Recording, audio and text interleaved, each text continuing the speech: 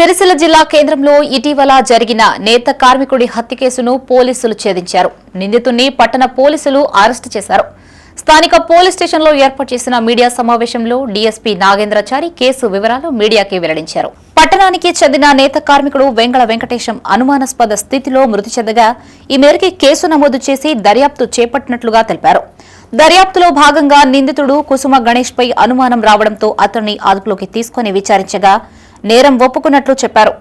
ఈ హత్యకు సహకరించిన మరో నలుగురిని విచారిస్తున్నట్లు డీఎస్పీ వివరించారు.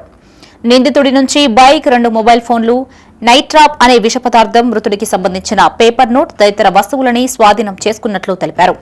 దర్యాప్తు పూర్తయిన అనంతరం ఘటనకి సంబంధించిన పూర్తి వివరాలు వెల్లడిస్తామని డీఎస్పీ తెలిపారు.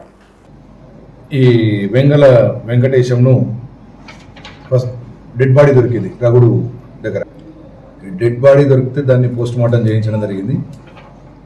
చేయించిన తర్వాత మళ్ళీ సీసీ కెమెరాలు, కాల్ డేటా ఆధారంగా చేస్తే అది ఆత్మహత్య కాదు, హత్య అని తేలింది.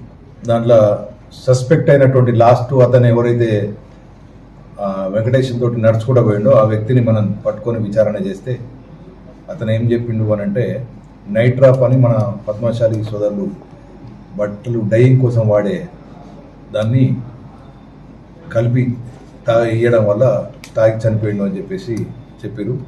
ఇంట్లో గణేష్ అని ఇతని దగ్గర వెంకటేశం ఎవరైతే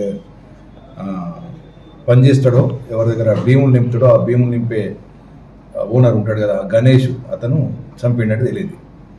దానికి కారణాలు ఎందుకు అనంటే, ఇంతకుముందు గతంలో ఈ దార్ల సందీప్ అనే వ్యక్తి ఇందిరమ్మ ఇండ్ల కోసం పైసలు తీసుకున్నాడని చెప్పేసి ₹1,00,000 డిమాండ్ చేసిరని చెప్పేసి ఈ వెంకటేష్ కంప్లైంట్ చేయడం జరిగింది.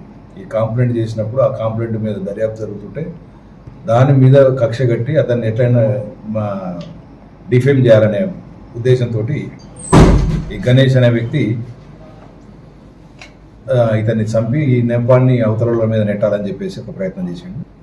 ప్రతి ఒక్కటి ఆధారాలతోటి సహా అతను తీసుకున్న మన బాటిళ్ళు కానీ లేకపోతే అతన్ని ఫోన్ కానీ అన్నీ రికవరీ చేయడం జరిగింది.